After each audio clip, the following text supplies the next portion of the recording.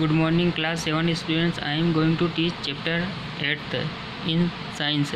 Chapter 8th name is climatic adaptation in animals. इस lesson से आपको समझ में आया होगा कि जो एनिमल्स के अंदर क्या होता है, क्लाइमेटिक एडाप्टेशन, जलवायु एडाप्टेशन होता है। एडाप्टेशन मीन्स होता है अनुकूलन एंड क्लाइमेट यानी जलवायु। तो एनिमल्स के अंदर ये एडाप्टेशन होता है क्लाइमेट के अनुसार। हमारी इस अर्थ पर अनेक टाइप के क्लाइमेट है और सभी क्लाइमेट में अलग अलग टाइप का एडाप्टेशन पाया जाता है। सभी जीवी एडाप्टेशन यानी वो अपने आप को उस क्लाइमेट के अनुसार ढाल लेते हैं, अपने आप को वैसा बनाए रखते हैं। ये एक नेचुरली इवेंट है।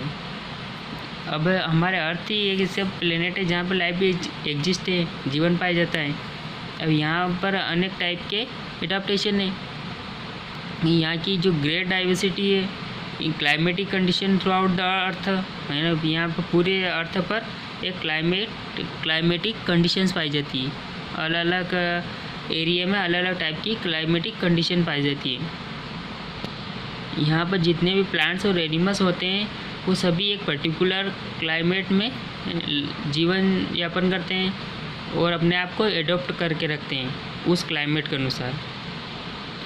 क्लाइमेट एंड एडाप्टेशन की बात करें तो climate is average pattern in which weather ranges with time, है ना। समय के साथ मौसम में परिवर्तन से ही क्लाइमेट बनता है। अब climate is refer to weather conditions, है ना। क्लाइमेट किस पर डिपेंड करता है, वेदर कंडीशंस पर डिपेंड करता है। जैसे टेम्परेचर, ह्यूमिडिटी, वाइंड, सनलाइट, इन सब पर क्लाइमेट डिपेंड करता है।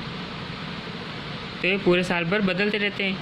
कहीं कहीं तो पूरे साल भर एक तरीका होता है क्लाइमेट, लेकिन कहीं कहीं तो हर साल डे बाय डे बदलता है क्लाइमेट।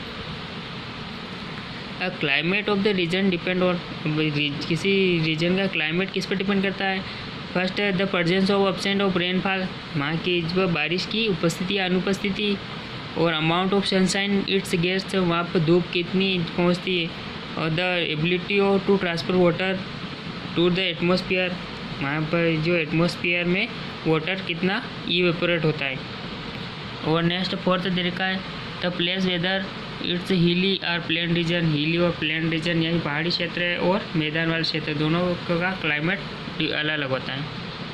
अब हम एडाप्टेशन टू कोल्ड क्लाइमेट की बात करें, यानी जो ठंडे रीजन है उनमें एडाप्टेशन कैसा होता है ना, ठंडे क्लाइमेट वाले एडाप्टेशन। अब वहाँ पर जो हम बात करें हमारे वर्ल्ड की, तो अलास्का और साइबेरिया जो है वो सबसे कोल्डेस्ट रीजन है हमारे वर्ल्ड के। लेकिन इंडिया की बात करें तो इंडिया में लद्दाख रीजन जो है कोल्ड क्लाइमेट के अंतर्गत आता है, जहाँ पर याक, शीप और गोट्स होते हैं। अब वहाँ पर ठंडा रीजन है, इसलिए इनके बालों पर फूर पाए जाते हैं, है ना, इनके बॉडी पर फूर पाए जाते हैं। और ये फूर क्या करते हैं, उनको ठंड से बचा कर रखते हैं, यानी उनके अंदर हीट जो होती है उसको लॉस होने से बचाते हैं। अब नेक्स्ट पेंगुइन की बात करें, पेंगुइन पोलर रीजन पाए जाते हैं। अब जो पेंगुइन होते हैं इनकी स्किन एक तो मोटी होती है और वाइट होती है।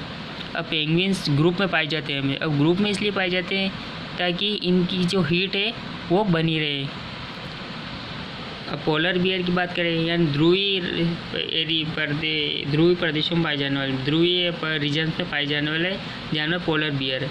अब इसके शरीर पर फूर पाए जाते हैं, ये वाइट कलर का होता है। अब ये क्या करता है, इसकी जो बॉडी की जो हीट है उनसे बचा कर रखता है। ये तो था कोल्ड का। अब हम हॉट क्लाइमेट वाले एडाप्टेशन की बात करते हैं। तो ऐसे रीजन जहाँ पर टेम्परेचर 30 डिग्री सेंटीग्रेड होता है वो हॉट क्लाइमेट के रीजन्स के अंतर्गत आते हैं। और जहाँ पर रेनफॉल होती है बहुत ही कम होती है वो हॉट क्लाइमेट के अंतर्गत आते हैं। जैसे Sahara desert, Arabian desert, Thar desert, Gobi desert, ये सब क्या है, हॉट क्लाइमेट के अंतर्गत आते हैं। अब यहाँ की हम बात करें तो बारिश कम होती है, इसलिए यहाँ पर हॉट क्लाइमेट पाया जाता है। अब यहाँ पर जो एक जानवर है कैमल जो होता है वो मोस्ट वाइडली यूज्ड एनिमल है, तो पूरे डिज़र्ट में उपयोग होता है। अब इसके अंदर क्या एडाप्टेशन पाए जाते हैं, चलो वो देखते हैं।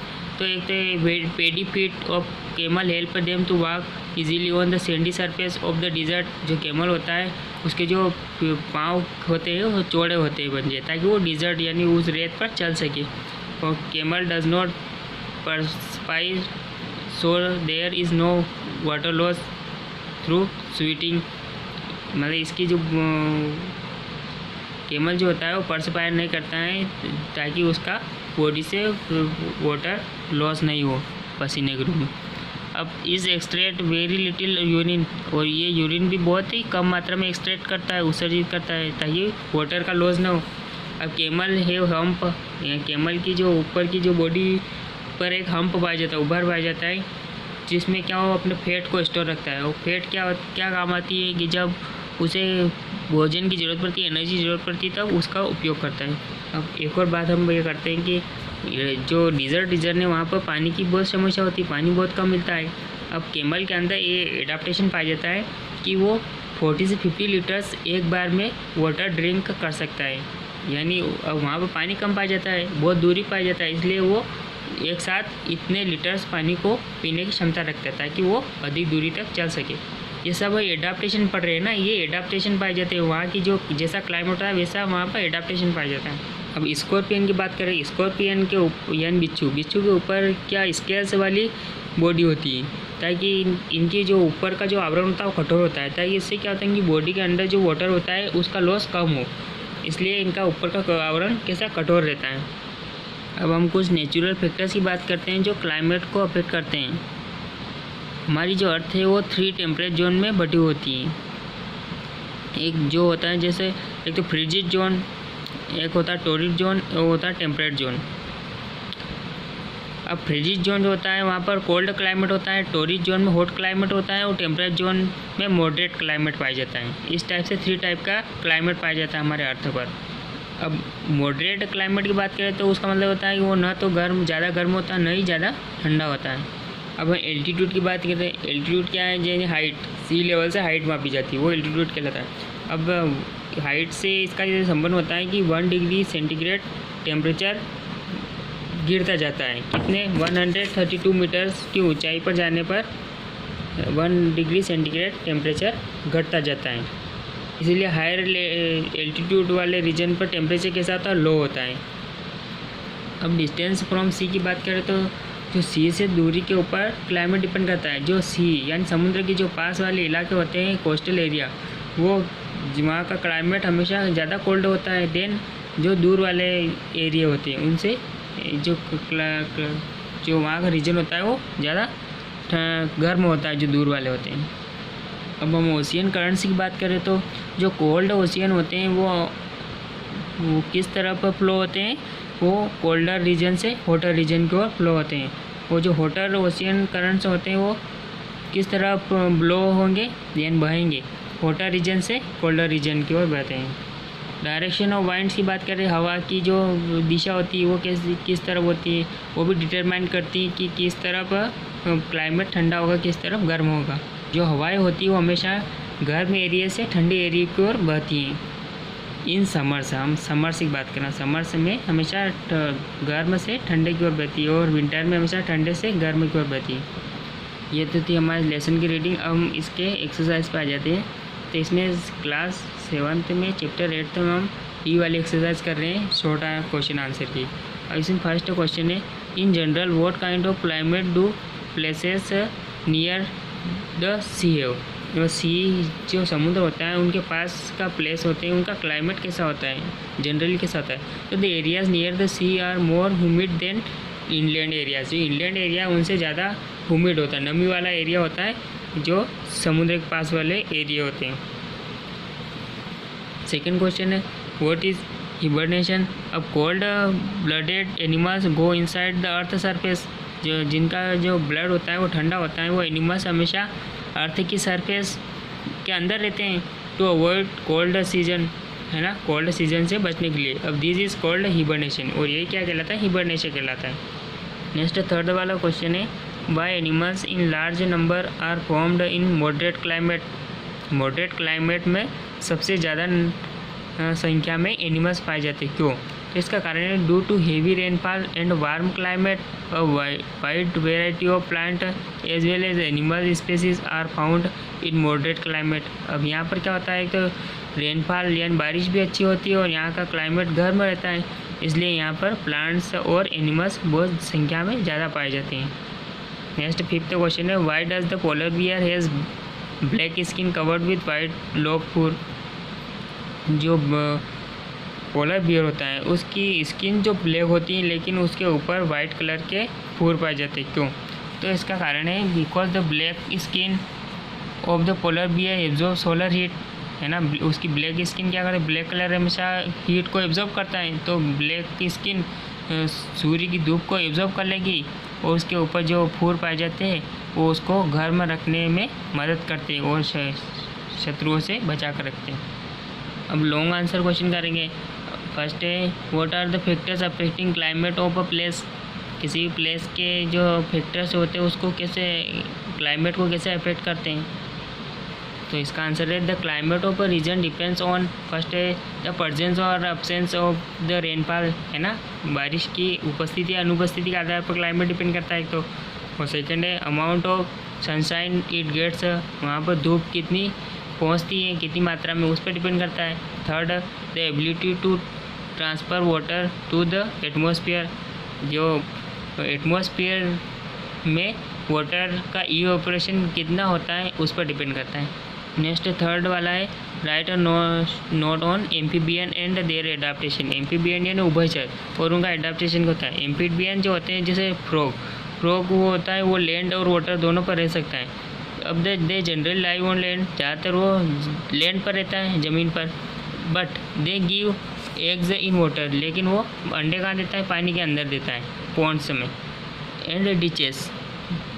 अब frogs breathe through out their lungs, जो फ्रॉग होता है वो सांस लेता है, जब लैंड पर होता है तो लंग्स के माध्यम से सांस लेता है, लेकिन जब पानी के अंदर चला जाता है तो वो अपनी मॉइस्ट स्किन के माध्यम से सांस लेता है। फोर्थ वाला, लिस्ट 3 एडाप्टेशन इन एनिमल्स। ऐसे एडाप्टेशन एनिमल्स के ऐसे एडाप्टेशन बताना 3 जो उसको बॉडी को कूल रखते हैं और giving 1 example of each case. तो इसका आंसर है first, padded feet of camel help them to walk easily, है ना। उसके पेडी यानी चौड़े पाँव, उसके पंजे जो होते हैं चौड़े होते हैं ताकि वो आसानी से उस घर में रेत पर चल सके। और सेकंड, कैमल डज नॉट परपाइज, है ना, वो परपाइज नहीं करता है क्योंकि उसके अंदर वाटर का लॉस न हो पसीने के द्वारा। अब थर्ड, कैमल से है हम्प, उसके हम्प पाया जाता है, उबार पाया जाता है ताकि उसके अंदर फैट होती है, वो फैट को जब ज़रूरत पड़े उसका उपयोग कर सके। नेक्स्ट हम फिफ्थ वाला क्वेश्चन करेंगे, list 3 ways in which the elephant कैसे 3 वेज बताना है ताकि वो अपने आप को एडॉप्ट कर सके ट्रॉपिकल रेन फॉरेस्ट में। तो इसका आंसर है, एलिफेंट है वो लॉन्ग ट्रंक, है ना। एलिफेंट के एक लंबी सी सूंड होती है और उसका उपयोग पिकिंग फूड, वो भोजन को तोड़ने के लिए करता है। The tusk are used for tearing, उसके जो आंसू के लिए टस्क का उपयोग होता है। The bark of trees for eating, वो क्या करता है, जो खाने के लिए ट्रीज के बार्क का उपयोग करता है। सॉरी, वो ईटिंग करने के लिए ट्रीज के बार्क को टीयरिंग के लिए उपयोग करता है ना, टस्क का उपयोग। अब दे हैव लार्ज ईयर्स, उसके जो आँखें होती हैं वो बड़ी सी होती हैं, तो वो क्या काम करती है, उसको कीप कूल, ठंडा रखती है ना, ठंडा in the hot and humid climate में ठंडा रखती है ना, रेन फॉरेस्ट वाले एरिया में। थैंक यू स्टूडेंट, आज के लिए इतना ही। हमारा वीडियो बहुत लंबा होता है इसलिए हमें जल्दी से बताना पड़ता है इसके। और ये लेसन आपका कंप्लीट हुआ। आप ये लेसन के जो क्वेश्चन आंसर है फेयर कॉपी में भी साथ साथ में लिखते रहें। Thank you.